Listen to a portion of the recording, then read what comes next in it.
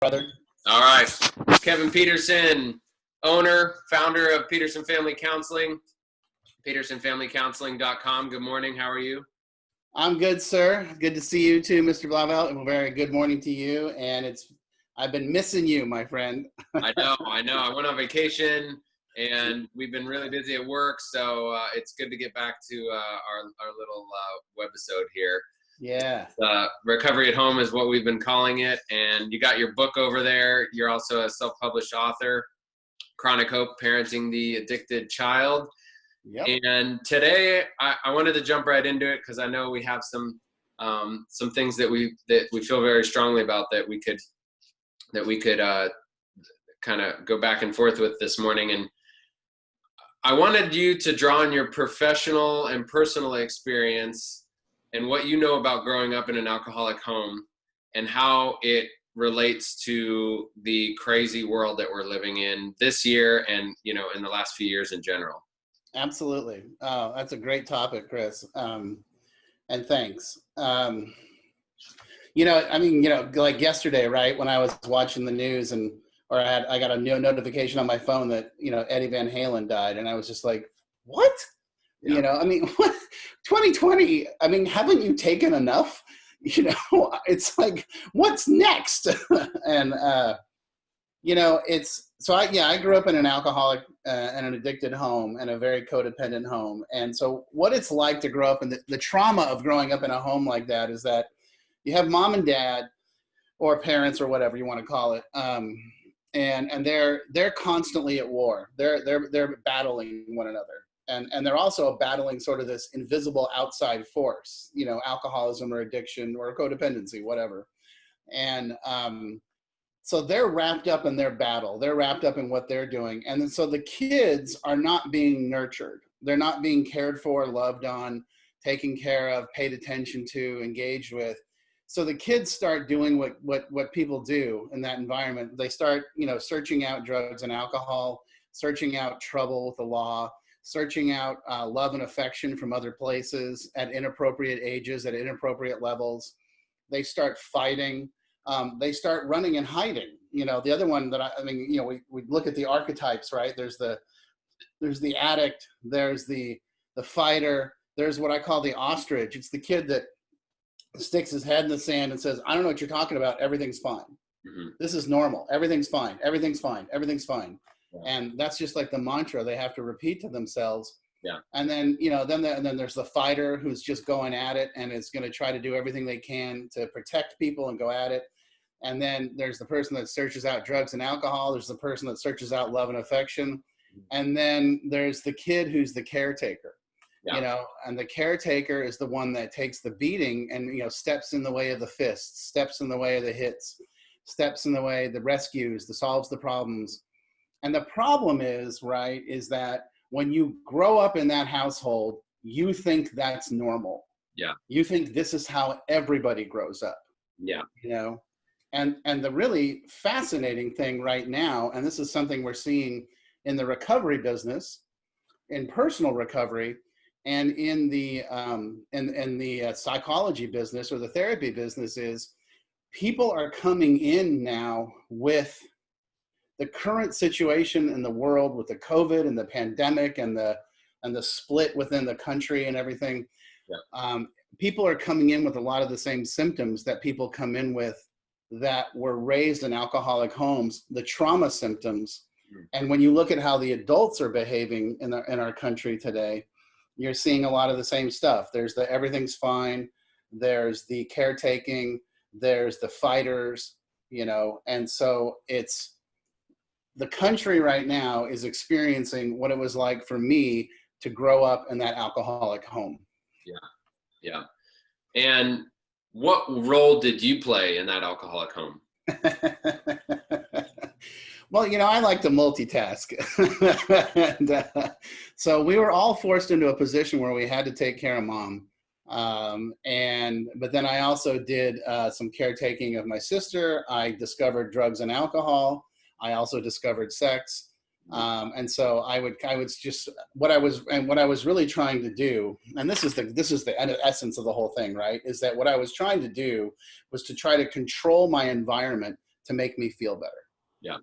Because things were so out of control and so crazy insane that I needed something, whether it was drugs, alcohol, sex, money, work, notoriety, fighting, whatever it was, sports, anything that made me feel better, that's where I went. Yeah. Yeah. One of the things that has been striking to me this year is being a person in long-term recovery from drugs and alcohol, a member of the 12-step community, and being a professional in the behavioral health field, is this kind of the state of the recovery union, so to speak, and how it's struggling and its members are struggling, whether you have 1 month, 1 year, or 10 years. It seems like people are having a harder time engaging in the recovery community because of the new digital nature of the 12-step community. And a lot of people are saying that it's more difficult. And really, I think what I'm hearing is that we don't like change.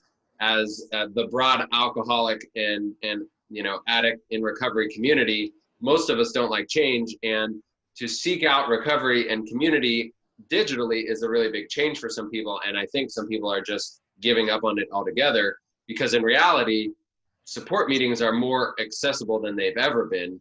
I have 2 young children, and had it not been for COVID, I'm not sure how I would have got to all my 7 p.m., 7 a.m. meetings, waking up and putting down kids at 7 a.m. and 7 p.m. So they're definitely more accessible. Is the fellowship of the 12-step community the same? No, it's certainly not. They do the meeting after the meeting. I think that it's easier to get some FaceTime with people. This thing that you and I got going on has been created as a result of COVID. It's probably easier to get to more meetings. I think it's a huge change, and people in recovery typically don't like change. Yeah. So some people are just giving up on it altogether. But it's interesting that dynamic that's been created with the digital recovery, and how people have taken to it or turned their backs on it. And I also think that that's a product of some of the trauma that people are experiencing in this day and age, with the bipolar nature, the polarizing nature of our country. Yeah. It's all too much for some people, really.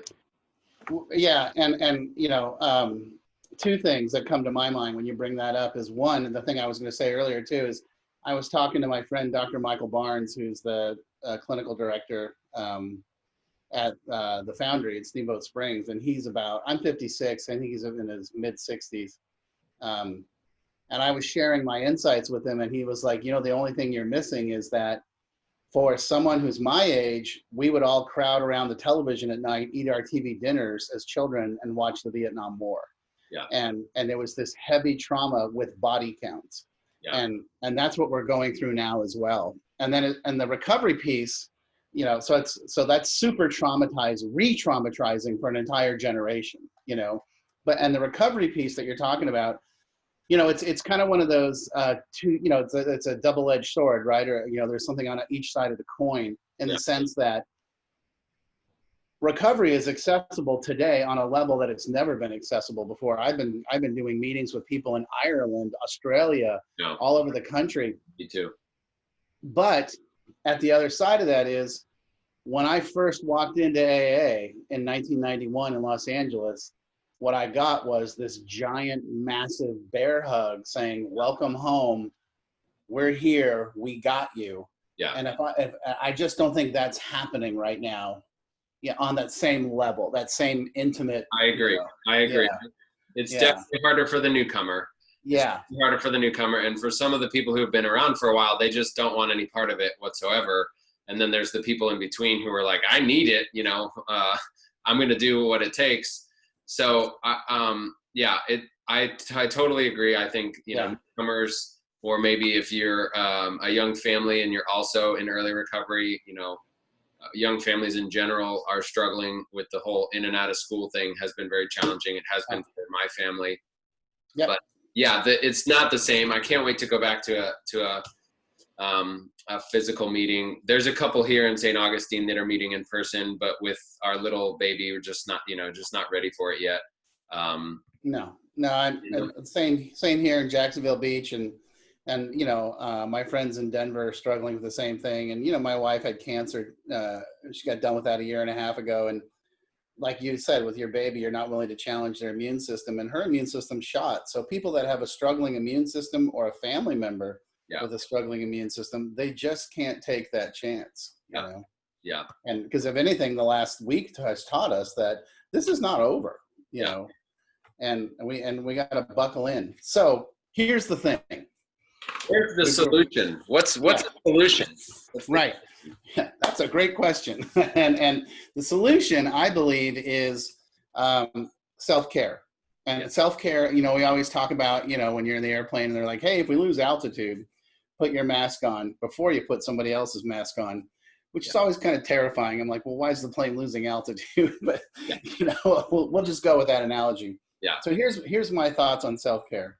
Exercise. You got to exercise every day, and you got to get out of the house, and too many people are being shut-ins. And I don't care if you have to strap on a hazmat suit, walk around the block. Nutrition. You got to eat better. You got, and I don't mean you got to like go on a starvation diet or the latest fad diet, but you got to eat healthy. The best meme I've seen so far is, COVID is this amazing opportunity for us to be self-reflected. Nope, I'm learning how to make sourdough from scratch. So go for it. So exercise, nutrition, meditation, or some sort of spiritual engagement, whatever that looks like for you as a person.